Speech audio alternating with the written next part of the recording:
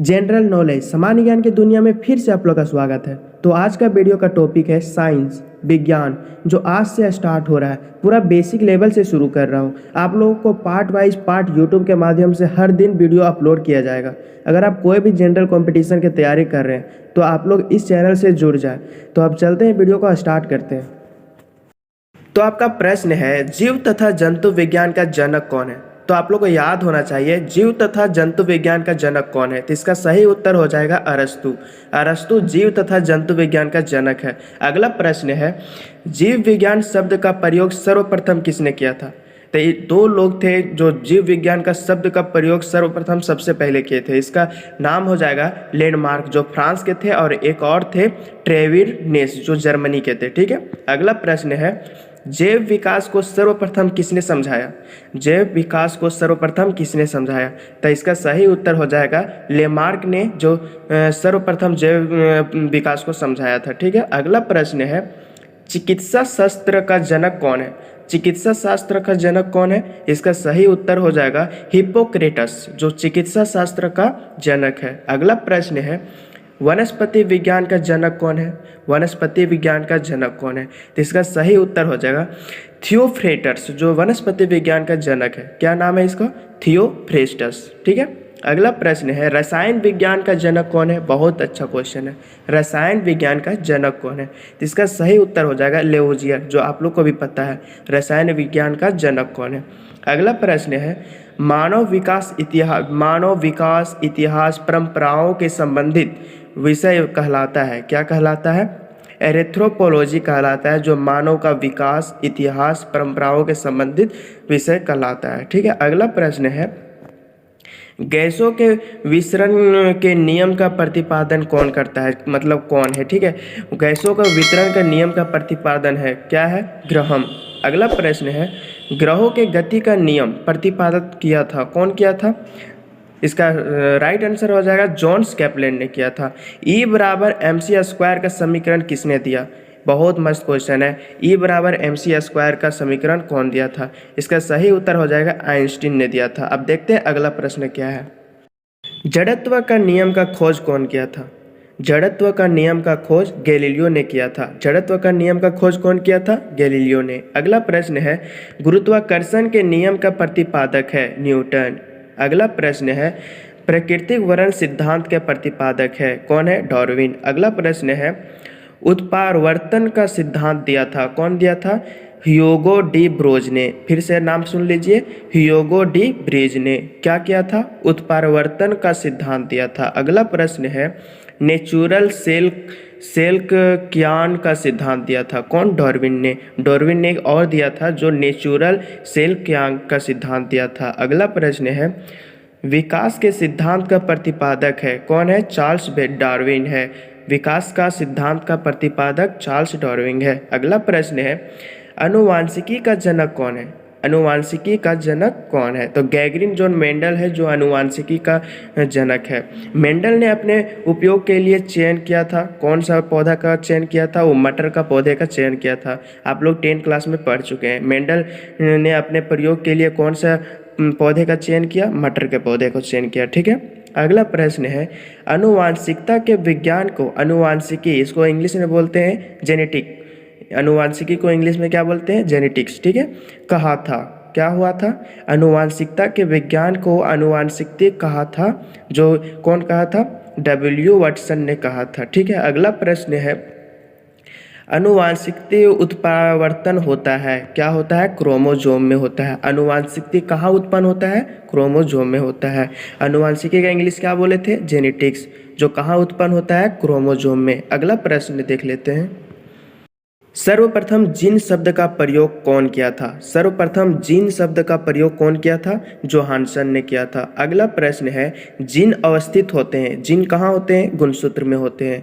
अगला प्रश्न है, एक जीन एक एंजाइम सिद्धांत को प्रतिपादक किया था, कौन किया था? बीडल एवं टेटेम ने किया था। अगला प्रश्न है, खून का रंग लाल क्यों होता है? हेमोग्लोबिन के कारण होता है। अगला प्रश्न है, हीमोग्लोबिन में पाया जाने वाला तत्व कौन सा है? लोहा, आयरन, जो हीमोग्लोबिन में पाया जाता है आयरन। ठीक है, लोहा।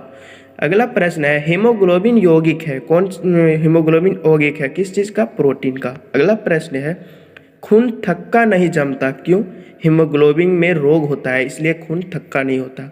अगला प्रश्न है शरीर के अंदर रक्त को जमने से रोकता कौन है, जो हिपेरिन नामक एक प्रोटीन होता है जो शरीर के अंदर रक्त को जमने से थक्का नहीं होता है। अगर आप लोग को शरीर के अंदर ही रक्त जम जाएगा तो फिर मतलब फ्लो कैसे होगा हम लोग के शरीर में।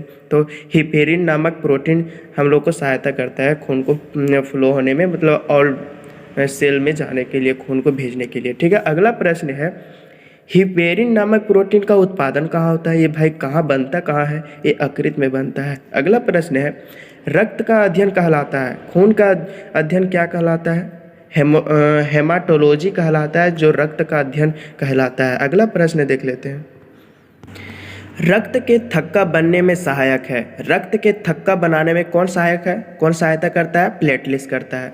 अगला प्रश्न है प्लेटलेट्स की मृत्यु होती कहाँ पे है, प्लेटलेट्स मरता कहाँ पे है, प्लीहा में जाकर इसका मृत्यु हो जाता है प्लेटलेट्स को।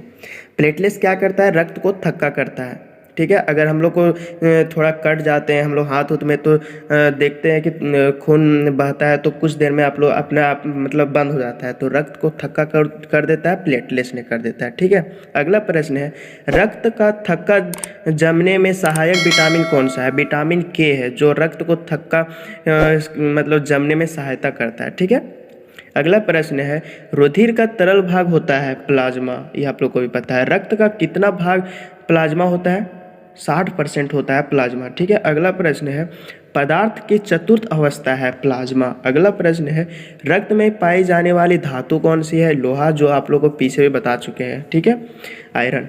अगला प्रश्न है ब्लड बैंक कहलाता है प्लीहा, प्लीहा ब्लड बैंक को कहते हैं। आरबीसी का कब्रिस्तान, मतलब आरबीसी का कब्रिस्तान कहाँ, मतलब क्या कहाँ होता है, जो प्लीहा में होता है आरबीसी का कब्रिस्तान कहलाता है। ठीक है, ब्लड बैंक में रक्त को सुरक्षित रखा जाता है, जो 40 डिग्री फ़ारेनहाइट पर रखा जाता है ब्लड बैंक को, रक्त को सुरक्षित रहता है। जब 40 डिग्री से ज़्यादा या कम हो जाएगा तो रक्त खराब हो जाएगा भाई। अगला प्रश्न देख लेते हैं रक्त समूह होते हैं, रक्त का समूह कौन कौन सा होता है, ए होता है, बी होता है, ए बी होता है, ओ होता है। आप लोग कमेंट बॉक्स में लिखिएगा आपका रक्त का समूह कौन सा है, आप लोग कमेंट में जरूर लिखिएगा। ठीक है, अगला प्रश्न है रक्त समूह के खोज की कौन किया था, लेड स्ट्रीनर ने किया था रक्त समूह का खोज। भैया आप लोगों का शुक्रिया जो आप किए थे। अगला प्रश्न है सर्वदाता रक्त समूह है, सर्वदाता रक्त समूह मतलब जो क्या बोलते हैं इसको, वो सर्वदाता रक्त समूह है। ठीक है, जो सबको दे सकता है, ये हमको भी दे सकते हैं और कोई भी रोगी को कोई भी हम डोनेट कर सकता है खून को। ठीक है, ओ। अगला प्रश्न है सर्वग्राही रक्त समूह ए बी। ठीक है, सर्वदाता जो दे सकता है और सर्वग्राही रक्त जो समूह जो ए बी होता है, जो किसी को भी दे सकता है। ठीक है, अगला प्रश्न है RH फैक्टर संबंधित है रक्त से, RH फैक्टर क्या किससे संबंधित है, रक्त से। RB फैक्टर के खोजकर्ता कौन है, RB रेड ब्लड से। ठीक है, रेड ब्लड का खोजकर्ता कौन है, तो इसका खोजकर्ता है लेंड स्टीनर वो वीनर। ठीक है, एवं मीनर, लेंड स्टीनर एवं मीनर। अगला प्रश्न है रक्तचाप नियंत्रित होता है, रक्तचाप कहाँ नियंत्रित होता है, एड्रीनल ग्रंथि में होता है रक्तचाप नियंत्रित। ठीक है, एड्रीनल ग्रंथि याद रखिएगा। अगला प्रश्न है रक्त को शुद्ध करता कौन है, किडनी, वृक्क। ठीक है, रक्त को शुद्ध कौन करता है, वृक्क, किडनी। अगला प्रश्न है रक्त के शुद्धिकरण की प्रक्रिया है, क्या है, डायलिसिस कहलाता है, जो रक्त का शुद्धिकरण की प्रक्रिया है। ठीक है, डायलिसिस। अगला प्रश्न है मूत्र का निर्माण होता है कहाँ पे, वृक्क में होता है, किडनी में होता है मूत्र का निर्माण। अगला प्रश्न देख लेते हैं वृक्क, इंग्लिश में बोलते हैं किडनी, का भार कितना होता है, वृक्क का भार कितना होता है, 150 ग्राम होता है किडनी का भार। अगला प्रश्न है मानव गुर्दे में बनने वाली पथरी बनी होती है कैल्शियम ऑक्जेलेट से बनी होती है, जो हम लोग को पथरी जो होता है ना कैल्शियम ऑक्जेलेट के कारण होता है। ठीक है, अगला प्रश्न है रक्त का पीएच मान होता है, क्या होता है, रक्त का पीएच मान कितना होता है, तो 7.4 होता है। जब 7 से कम हो जाएगा तो अम्ल हो जाएगा, 7 से ज़्यादा हो जाएगा तो क्षारीय हो जाएगा। आप लोग पढ़ चुके हैं, ठीक है। तो यहाँ पे कितना है, रक्त का पीएच मान है 7.4, तो ये क्षारीय हो जाता है, ठीक है। रक्त का क्षारीय प्रकार का है, रक्त क्षारीय प्रकृति का है। अगला प्रश्न है, रक्त दाब मापने वाला यंत्र है, कौन सा है? तो स्फिग्नोमीटर होता है जो रक्त दाब को मापता है, ठीक है। अगला प्रश्न है, सर्वप्रथम रक्त परिसंचरण तंत्र का अध्ययन किया था, कौन किया था? विलियम हार्वे ने किया था। अगला प्रश्न है, शरीर से हृदय की ओर रक्त को ले जाने वाले रक्त वाहिनी कहलाती है सीरा, ठीक है। आप लोग 10th क्लास में ये सब पढ़ चुके हैं। अगला प्रश्न है, हृदय से शरीर की ओर रक्त ले जाने वाले रक्त वाहिनी कहलाते हैं क्या? धमनी। यहाँ शरीर से हृदय की ओर ले जाता है और यहाँ हृदय से शरीर की ओर ले जाता है। तो शरीर से हृदय की ओर ले जाएगा तो सीरा ले जाएगा, और हृदय से शरीर की ओर ले जाएगा तो धमनी ले जाएगा, ठीक है। अगला प्रश्न है, हृदय की धड़कन का नियंत्रण कौन करता है? जो हम लोग को दिल धड़कता है ना, कौन नियंत्रण करता है? जो पेसमेकर करता है, ठीक है।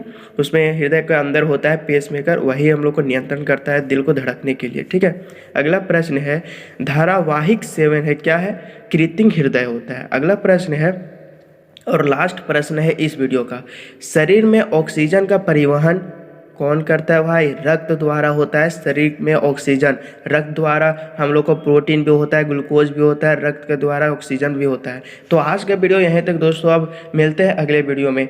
अब अगले वीडियो में आप लोग को इसी पार्ट 2 का इसी क्वेश्चन को आप लोग को आगे बढ़ाते हुए आप लोग को वीडियो मिलेगा दोस्तों। अगर आप लोग का वीडियो अच्छा लगा हो तो वीडियो को लाइक कर दीजिएगा, और चैनल को सब्सक्राइब नहीं किया तो चैनल को सब्सक्राइब कर लीजिएगा, ऐसा ही हर दिन वीडियो पाने के लिए। अब मिलते हैं अगले वीडियो में। जय हिंद, जय भारत।